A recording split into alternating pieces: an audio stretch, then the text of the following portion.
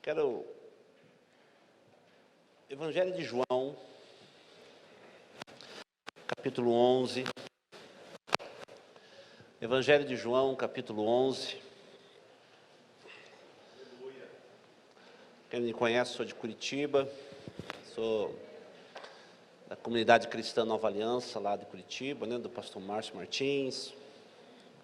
Sou casado com a minha adorável Carol, ela está me assistindo agora, né? Os meus meninos lá, a Rafa, o Gabriel, o Benjamin. E eu quero compartilhar com vocês essa... Pode abaixar um pouquinho aqui que eu já vou dar uns gritos aqui. João...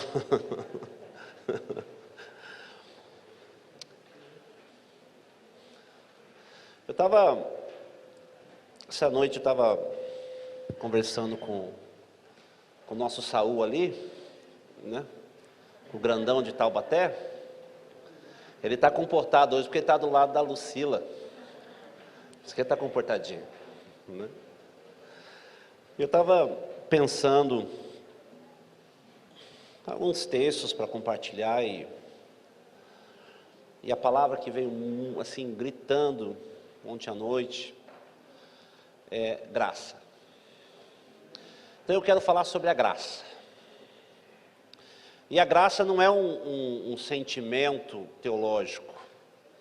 A graça é uma pessoa. E eu quero falar sobre a graça, que está em João 11, verso 35. João 11, 35. Quem achou, diz assim: Jesus chorou. Vamos chorar. Chorar faz bem, né? Chorar faz bem. Para nós entendermos aqui esse versículo, o menor versículo que tem, segundo, né, Jesus chorou. Eu preciso contar a história para vocês de o porquê ele chorou. E diante de tudo que nós estamos vivendo, rapaz, a gente vê assim, tanta desgraça aí para fora, né? Tanta coisa, o mundo parece que está mais salgado, né? Em alguns segmentos o mundo parece que está meio chato, meio sem cor. Para muitos que estão aqui, que estão me assistindo, o mundo está cinza. Parece que a vida perdeu o sabor, né? Eu perdi muitos amigos na pandemia. Perdi parceiros, perdi pastores, muitos aqui perderam entes queridos. E a impressão que dá parece que, né, fechou tudo, não tem mais assim interesse em desenvolver, em viver. Mas deixa eu te contar uma história. Para nós entendermos por que Jesus chorou, nós temos que assim entender um pouco o contexto dessas lágrimas dele. E isso começa lá no livro de Lucas. Se você quiser acompanhar comigo, essas lágrimas de Jesus, de certa forma, começou aqui no livro de Lucas. Lucas fala disso. Lucas capítulo 9. Vocês já vão entender. Nós vamos parar lá em Apocalipse. Lucas 9, a partir do verso 36. Conta a história de uma moça. E nós vamos entender isso aqui, para você entender por que Jesus chorou. Lá em Lucas 9, 36, diz assim: convidou um dos fariseus para que fosse jantar com ele. Jesus foi e sentou à mesa. E aí a Bíblia diz assim, no verso 37, eis que uma mulher da cidade, pecadora, sabendo que ele estava à mesa da casa do fariseu, levou um vaso de alabastro com unguento. Estando por detrás, aos seus pés, chorando, regava-os com as suas lágrimas, e os enxugava com os próprios cabelos, beijava-lhe os pés, e ungia com unguento. Ao ver isso, o fariseu sim, já soltou. Se você fosse um profeta, ou se este fosse um profeta, bem saberia quem e qual é a mulher que lhe tocou, porque é pecadora. Jesus virou para o fariseu e disse: Simão, uma coisa eu quero te dizer. Ele falou: responda, pode falar, mestre. Certo credor tinha 2 devedores, um devia 500 e o outro 50. Não tendo nenhum dos dois com que pagar, perdoou-lhes ambos. Qual deles, portanto, o amará mais? Respondeu Simão: supõe que aquele a quem mais perdoou. E Simão respondeu: muito bem. Jesus respondeu: muito bem. E voltando-se para a mulher, disse: está vendo essa mulher? Entrei em tua casa e você não me deste água para os pés. Porém esta regou os pés com suas lágrimas e enxugou com seus cabelos. Não me deste beijo, ósculo, ela, entretanto, que entrei, não cessa de beijar os meus pés. Não me ungiu a cabeça com óleo, mas essa com bálsamo ungiu os meus pés. Por isso te digo, perdoados são os seus muitos pecados, porque ela muito amou, mas aquele a quem pouco ama, pouco perdoa. Então disse a mulher: perdoados estão os teus pecados. Os que estavam com ele à mesa, começaram a dizer: quem é esse que perdoa pecados? Mas Jesus disse à mulher: a tua fé te salvou, vá em paz. Preste atenção. Pastor Luiz e os pastores que estão aqui me vendo, eu cheguei à conclusão, biblicamente, que toda a igreja tem que ter os fariseus. Os fariseus tem que ter na igreja. Porque os fariseus nos ajudam a afiar a doutrina. O fariseu, ele é um ponto de comparação de que como você deve, assim, se comportar no sentido oposto. Que o fariseu, né, numa linguagem mais rasgada, o fariseu é aquele que fala e não faz. Até então, porque Jesus nunca condenou o que eles ensinavam, mas porque eles não faziam. Jesus disse: façam tudo o que eles digam, mas não da maneira que eles fazem. E esse rapaz, esse Simão, esse homem, chamou Jesus para comer na casa dele. E ali a Bíblia diz que ele fez uma comparação da mulher que entrou. A Bíblia diz que essa mulher aqui não tinha nome, mas a Bíblia dá uma classificação dela: pecadora. E ele se comparou a essa mulher e disse: eu, Simão, comparado com essa mulher, ela é a pecadora, não eu. Essa discussão interna ali gerou uma lição extraordinária. Preste atenção. Essa mulher, quando ela entrou na casa, quando ela soube que Jesus estava lá, a Bíblia não fala o nome dela aqui.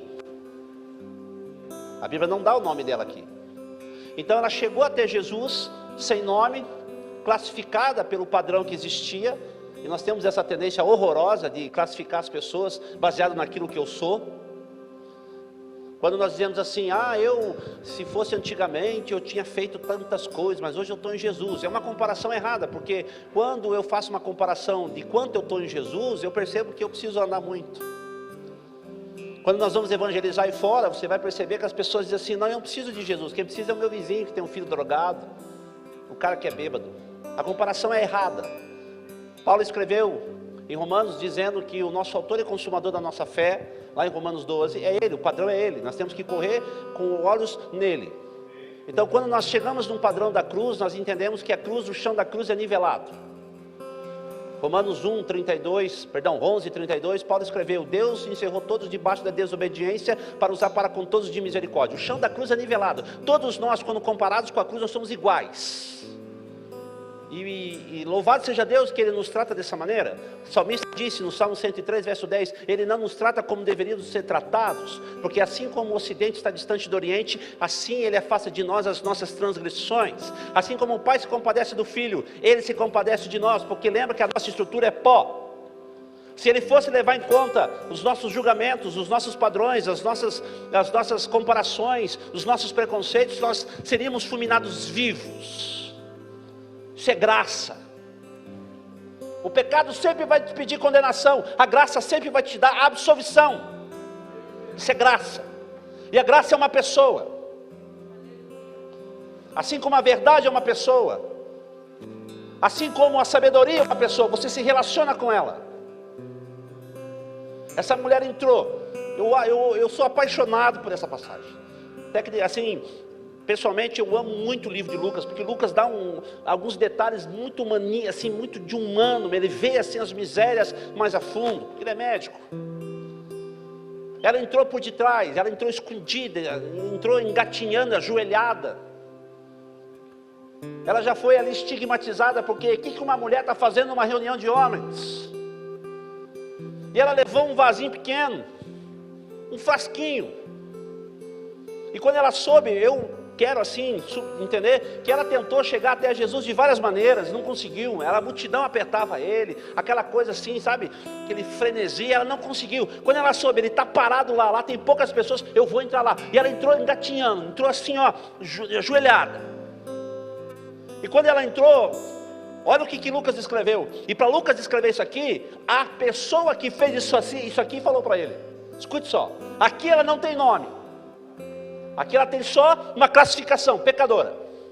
E ela diz assim, parece que eu estou vendo ela contar para Lucas, diz assim: Lucas, registra aí, eu entrei por detrás, porque ninguém me dava valor frente a frente, eu não tinha nem cara de entrar assim. A minha vida era tão desgastada, tão perdida, que eu não tinha coragem de entrar de frente, então eu entrei por trás. E fui ali, ó, sabe aonde? Nos pés. E comecei a chorar ali nos pés dele. E a Bíblia fala que ela chorou, regou com as lágrimas. As lágrimas fala do âmago da alma. O choro é a expressão da alma. A maior expressão da alma é o choro. Quando uma criança não consegue expressar a sua dor, ela chora. Quando nós não temos palavras para falar o que nós estamos sentindo, nós choramos. E a lágrima é algo tão poderoso que a Bíblia fala que os anjos recolam num cálice e vai levando diante do trono. E Deus interpreta cada lágrima. Está lá em Apocalipse, está escrito lá. Ele interpreta. Eu sei, filha, eu sei como é que é. Eu estou entendendo. Ela começou a derramar aos pés de Jesus a sua alma. Tu está entendendo? Ela não começou com um discursinho, porque o mundo, não. Ela falou assim, agarrou nos pés. Ela conheceu Jesus assim, ela agarrou nos pés e começou a chorar. A minha alma, ela não começou a dizer mais nada, ela só chorava, a alma dela sendo rasgada. Aí ela pegou os cabelos e começou a enxugar os pés. Cabelo fala de honra, cabeça fala de governo, cabelo fala de honra. Ela falou assim, além de eu dar a minha alma aos seus pés, Senhor, eu quero dar toda a minha honra, a pouca que eu tenho. Se esse cara me chamou de pecador, ele pode me chamar do que ele quiser, mas ainda tem um pouquinho de honra, ainda tenho vida, eu quero dar nos seus pés. Aleluia. E ela continuou enxugando com a honra dela. A minha honra é sua. E aí ela começou a beijar. Pastor Luiz, beijo fala de intimidade, que coisa linda. Ela falou, além de eu derramar minha alma, de eu te dar a minha honra, eu quero permitir que o Senhor entre na minha intimidade. Algo meu e seu. A minha intimidade é sua. Eu lembro quando eu fui tratar um caso de adultério. O cara, assim, arrebentou com o casamento dele, mas quis conserto. Eu entendi esse conceito de intimidade aqui. E aí ele, contando para a mulher dele, 25 anos de casamento, 3 filhos, assim, o cara arrebentou com tudo, mas ele entendeu. Falou, preciso arrumar. E ele foi arrumar. E eu fui fazer essa mediação. A irmãzinha veio, uma mulher muito sábia, muito polida, muito de Deus. Eu falei, moça, irmã, ele precisa te contar. Ele contou, abriu o coração, ele chorou, se derramou em lágrimas. Ele falou, eu estou muito envergonhado. Deu nome para os pecados. Foi um negócio assim, muito sarador. Ela recebeu aquela confissão, né, chorando também. Ela começou a olhar para ele e disse assim, meu amor, eu te perdoo. Você é pai dos nossos filhos, você é o meu marido, vejo que você realmente está em Deus, eu te amo. Foi um negócio assim espetacular. Aí eu falei, puxa vida, até que foi fácil. No sentido assim, não teve briga. E tem casos assim que o cara quer matar a mulher quer matar o homem. Mas eu nunca vi a graça perder. Nunca vi. E aí ela levantou, quando ela levantou, ela olhou bem, segurou na mão dele e falou assim, amor, sabe o que mais me dói? Não é o fato de você ter saído com essas mulheres, de você ter gastado nosso dinheiro em coisa errada. O que eu preciso que Jesus cure em meu coração é entender que você deu para outra pessoa aquilo que era só meu. a nossa intimidade. Nós fazemos isso. Quando Judas traiu Jesus, foi com um beijo, não foi com dinheiro. O que Jesus falou? Rapaz, como é que você trai aquilo que é só meu e seu? Como que pode? Ela disse assim, eu falei, uau. Ela falou, isso que Jesus tem que curar em mim. Porque eu não consigo entender como que você pode dar para outra pessoa, tornar público aquilo que é só meu e seu. Baratear um processo desse. Ela deu a intimidade dele. E aí ela pegou aquele perfuminho, aquele unguento, abriu e derramou os pés. O unguento fala de adoração. Então ela deu a sua alma, ela deu a sua honra, ela deu a sua intimidade e ela deu a sua adoração. Ela colocou o pastor Luiz tudo aos pés. Jesus falou assim, levanta. Olhou nos olhos dela e diz assim, você vai ser exemplo. Está vendo aí, Simão? Está vendo essa mulher? Ela fez o que poucos fazem.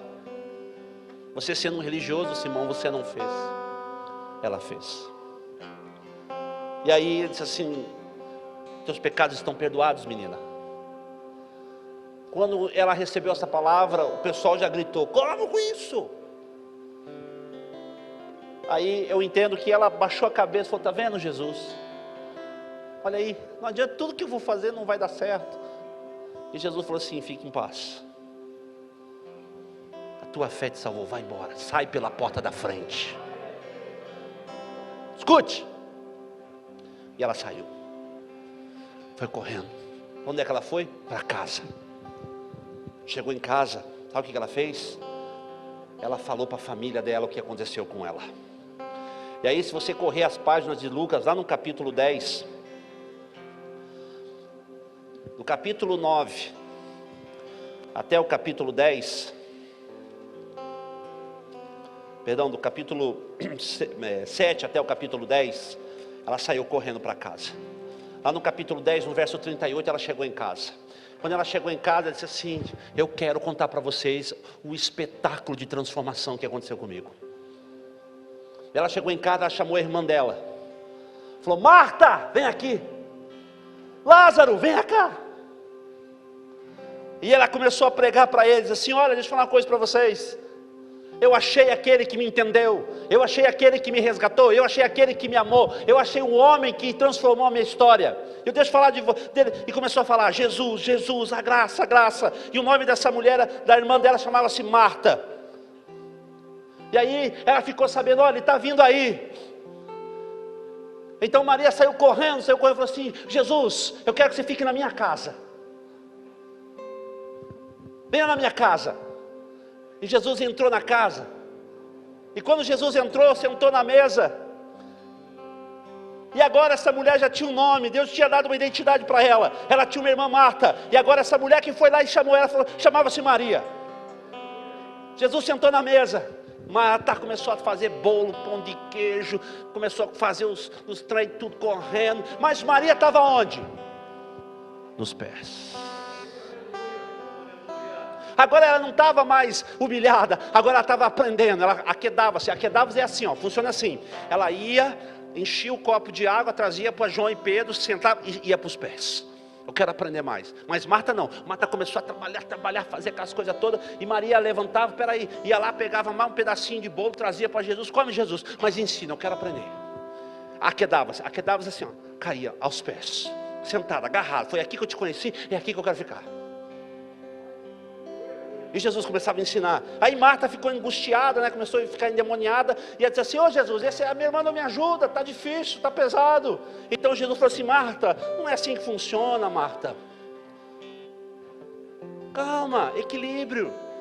Ei, escuta aqui. Não é pelo fato de você muito fazer que Jesus vai te amar, não. Jesus ama o que você faz, do jeito que você faz, com equilíbrio. Marta representa aquilo que eu faço. Jesus ama o que eu faço para Ele. Mas tem que ter equilíbrio. Ativismo vai levar você a se afastar. Ostracismo, letargia, vai levar você a desviar. Mas equilíbrio.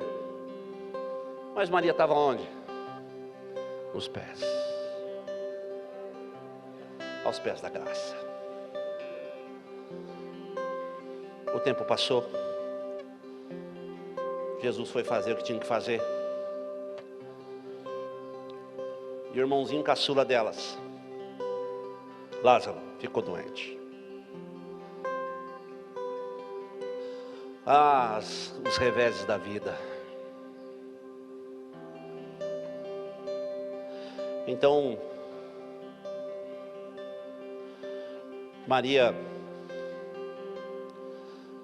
você vai ver lá em João 11, dizendo assim: estava Lázaro doente, irmã de Maria e de Marta. Esta Maria, cujo irmão Lázaro estava enfermo, era a mesma que ungiu com bálsamo o Senhor e enxugou os pés com seus cabelos. Nós estamos falando da mesma Maria. Lá ela não tinha nome, depois ela ganhou a família, e agora ela está passando por uma dificuldade. Então, mandaram um recado para Jesus, dizendo: Jesus, teu amigo Lázaro está doente. O tempo passa, Jesus recebe a notícia, faz o que tem que fazer. E aí a Bíblia diz que Jesus volta. Quando Jesus volta, Lázaro já estava morto, sepultado. E servir Jesus nunca foi e nunca será essas conversas horrorosas que o pessoal está colocando aí, de que é vitória sempre, é bênção sempre. Ei, deixa eu falar uma coisa para você: esses pastores, apóstolo, bispo, quinto da nação, pai da eternidade, terceiro da trindade, seja lá quem for, esses malucos estão dizendo aí que não, viver Jesus você não deve sofrer, viver Jesus você não deve chorar. Para com isso, esses caras têm que ler Bíblia, esses caras têm que conhecer a essência do Evangelho. Servir Jesus, nós vamos ter perdas, nós vamos ter decepções. Servir Jesus, nós vamos ter traições, nós vamos ter isso. Isso não é um mecanismo até de que nós vamos realmente assim até questionar a nossa fé. Até mesmo nessa tragédia que foi a pandemia. Eu tinha um amigo, Josué é o nome dele, eu amava aquele rapaz. Eu cuidei dele, sabe? Conheci a família, tratamos dele, oramos com ele, ele pregou muitas vezes comigo, viajou, fez algumas empreitadas comigo. Eu amava, pastor, ele gostava, ele é músico, então ele que me ensinou a pregar e falou assim: não, vou fazer um cremoso para você aqui. Ele ficava no teclado, ele fazia caras e bocas, ele vibrava. Um morenão de 1,90 m, forte. Pastor da igreja batista lá em Curitiba.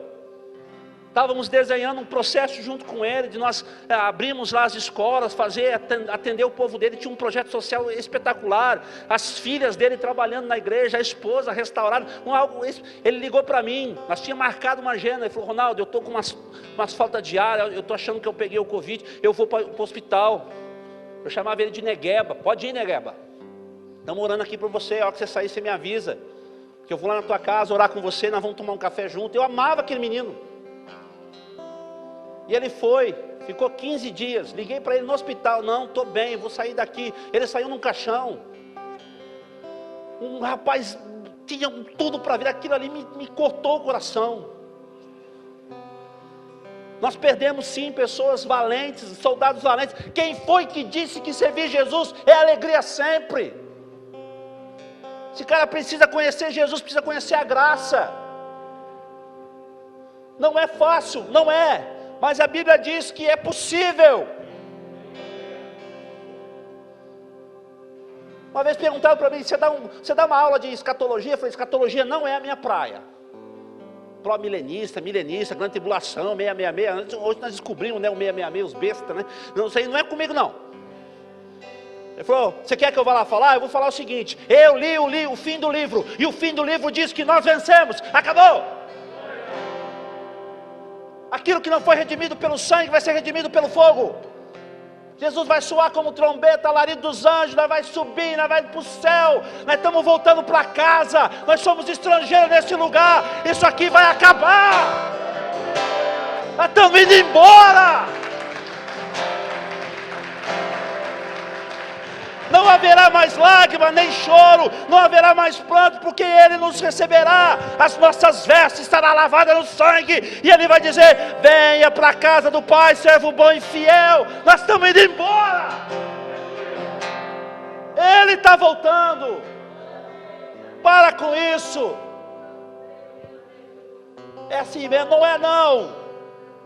Nós vamos chorar, nós vamos entristecer, nós vamos ser traídos, nós vamos ser enganados, vamos ser decepcionados. Eu tinha um grande pastor, um grande amigo, que caminhou comigo muitos anos. Esse cara apostatou da fé, me largou. E o pior ainda é que tem pessoas que fazem isso e saem falando da igreja. Não é, pastor? Ficam falando da instituição, não estou falando da placa não. Na instituição a igreja não presta, a igreja é isso aqui, a igreja só tem pastor ladrão. Para com isso, isso é ingratidão. Quando você estava lá no mundo comendo marmita do lixo, a igreja te serviu. Mas quando a igreja não dá o que o teu ego pede, você vira as costas e vai embora.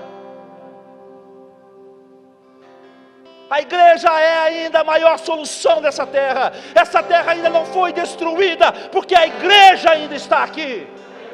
A igreja é a arca da salvação. A igreja é o esteio da verdade. A igreja ainda é a solução para todos os nossos problemas. A igreja ainda funciona. Sai daí. Maria mandou chamar Jesus. Jesus, meu irmão está morrendo. Jesus nunca vai chegar na hora que nós queremos. Ele sempre vai chegar na hora exata. A minha esposa ficou doente com Covid, ficou internada 13 dias. O Benjamin ainda estava mamando nos peitos. Menino de 1 ano, 3 dias gritando, noite e dia, num apartamento de 40 metros quadrados. Eu com ele no colo. E grito, e choro. Teve uma hora que eu falei: Jesus, não aguento mais. O que é isso? Por que está acontecendo? Jesus falou para mim: você está exatamente no lugar que eu quero. Fica aí. Está difícil. Aguenta. Porque nós vamos chegar lá no céu. Olha só, nós não vamos levar saco de ouro. Sabe o que nós vamos fazer? Ó, Jesus, está aqui as marcas que eu sofri pelo teu nome. Foi buscar. Olha a diferença. Quando soube que Jesus estava voltando, Marta, agitada, né? Tem gente assim, é gostoso as pessoas assim. Saiu correndo.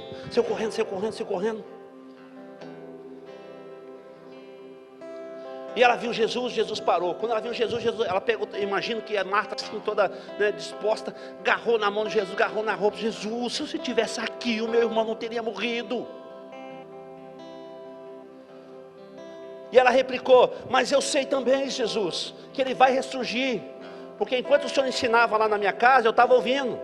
E o Senhor falou que o Senhor é a ressurreição e a vida. Eu sei que ele vai ressurgir. Puxa vida, Jesus, mas tá bom, eu entendo.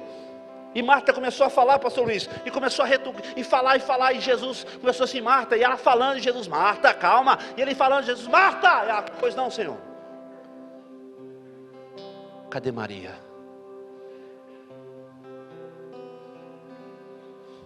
Eu quero falar com Maria. Como é que ela está?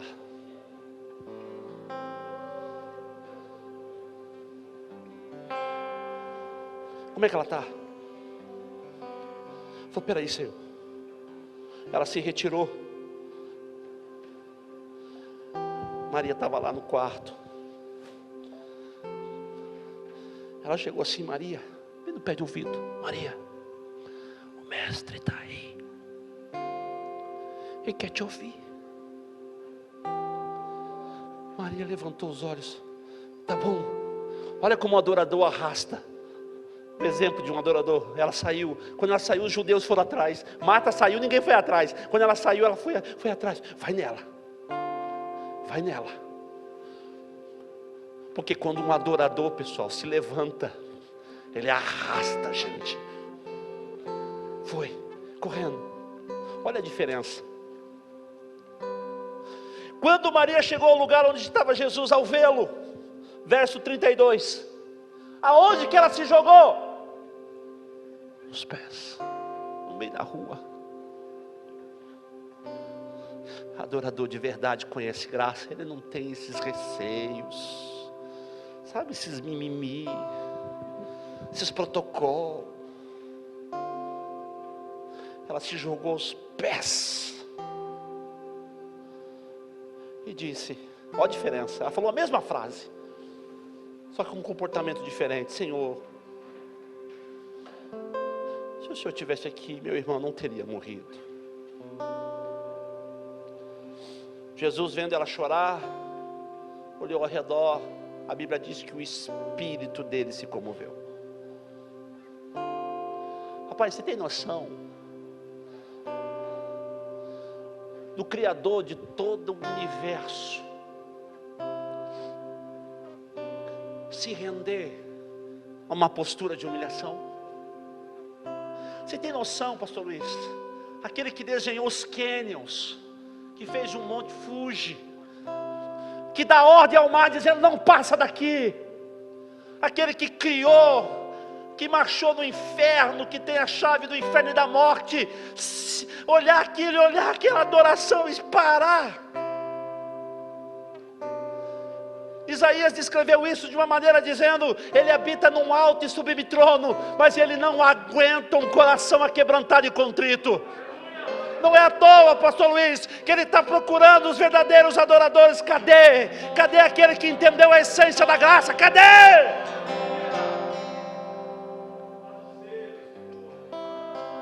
O seu espírito se comoveu.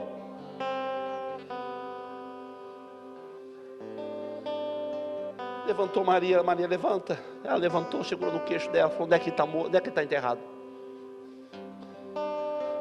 Ela agarrou na mão de Jesus, vem ver. Adorador sempre vai levar Jesus a graça nas áreas que nós mais precisamos. Vem, visita a minha noite, visita a minha família, visita o meu medo, visita os meus traumas, está aqui. E quando Jesus viu aquilo, o que aconteceu com ele? Ele chorou.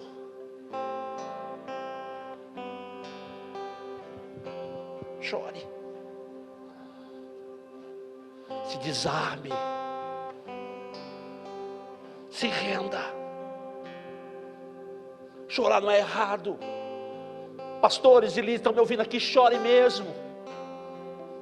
Você pode chorar como um menino, como uma criança, mas Deus dá ordem, levanta ele como um homem.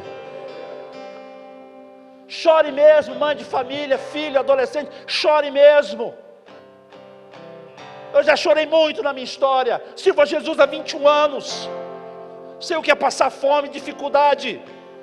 Fui missionário, tive um sapato só com um furo. Eu tinha vergonha de orar na igreja, porque eu tinha que virar o pé para os outros ver o furo do meu sapato. Eu orava com o pé pela parede. Sei o que é fazer missão. Sei que você não tem um sabonete para tomar um banho. Sei que você tem um projeto e o povo não te abraçar. Sei o que é você ter um desejo no coração e as pessoas não te apoiar. Mas quem tem que te aprovar é a graça. Quem tem que te levantar é a graça. Você tem que se relacionar com a graça. Aonde que Ele está? Leve Jesus nas áreas que você mais precisa.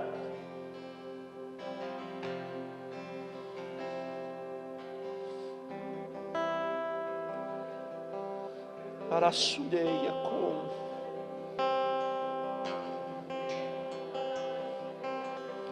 Nós precisamos dele, queridos, dele. Esse mundo precisa dele. Deixa ele adoçar seu coração. O mundo não te deve mais nada não, ninguém te deve mais nada não. O nosso lugar é aos pés. Pastores, devolve a igreja para ele. A igreja não é sua.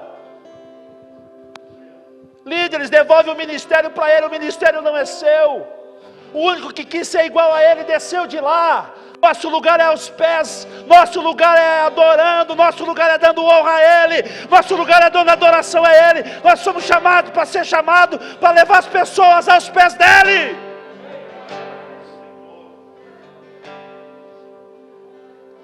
ele foi, ressuscitou Lázaro. Olha como é que o capítulo 12 começa assim, eu vou encerrar.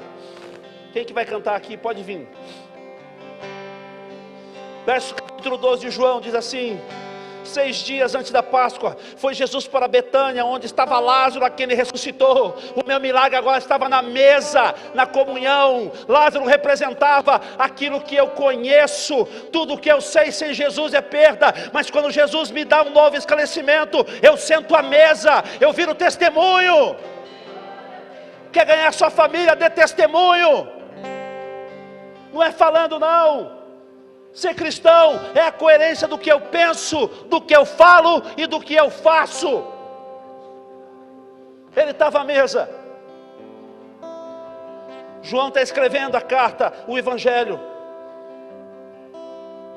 Fizeram uma ceia para ele. Marta fazia tudo muito bem. O que Marta estava fazendo? Servia. Lázaro estava sentado. Então aquilo que eu sei estava ressuscitado numa nova perspectiva. Aquilo que eu faço estava realmente sendo feito de maneira equilibrada, porque agora Jesus não repreende Marta. Aí alguém perguntou: está faltando um dessa família, cadê Maria? Pastor, parece que João faz assim, ó. Ah,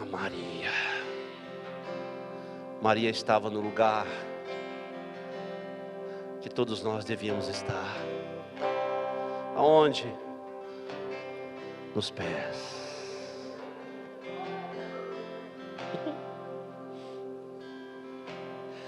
E agora ela não derramou só um frasquinho, agora ela derramou um vaso inteiro. E aquele perfume entrou na casa. Parece que vejo João contando: ah, que saudade. Que saudade do tempo que nós cantávamos para Ele, que nós pregávamos para Ele, que nós dançávamos para Ele. Que saudade daquele perfume de adoração perfeita. Maria estava no lugar que Jesus achou ela aos pés. E aquele perfume invadiu toda a casa. A graça hoje está te convidando. Volta. Venha. Não saia dos meus pés. Por que você saiu dos pés?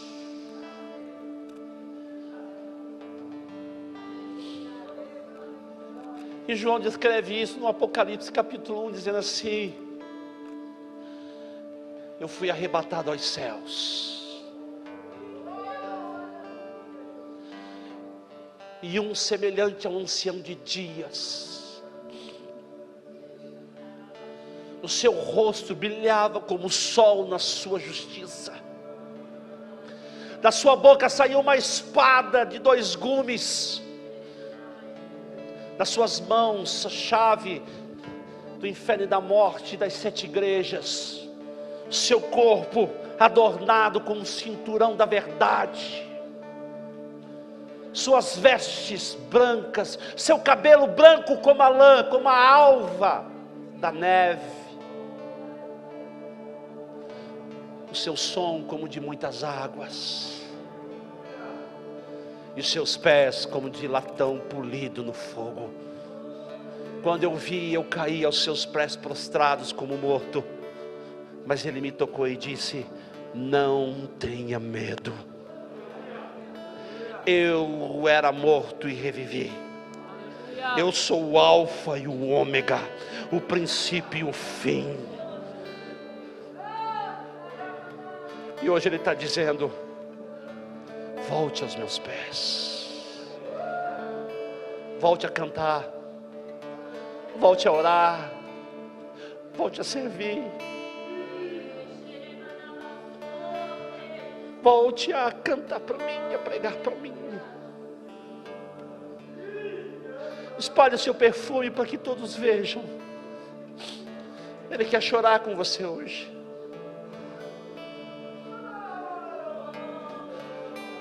Mas vai chegar um dia que Ele enxugará do nosso rosto toda lágrima, e não haverá mais morte nem dor.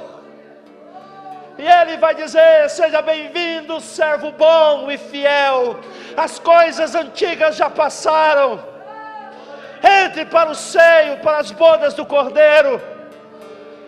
E eles serão chamados meu povo, e eu serei o Deus deles. E o Espírito e a noiva dizem: vem. E a igreja diga: vem. E quem tem ouvidos ouça Ele dizendo: vem. Hoje a graça te convida: vem.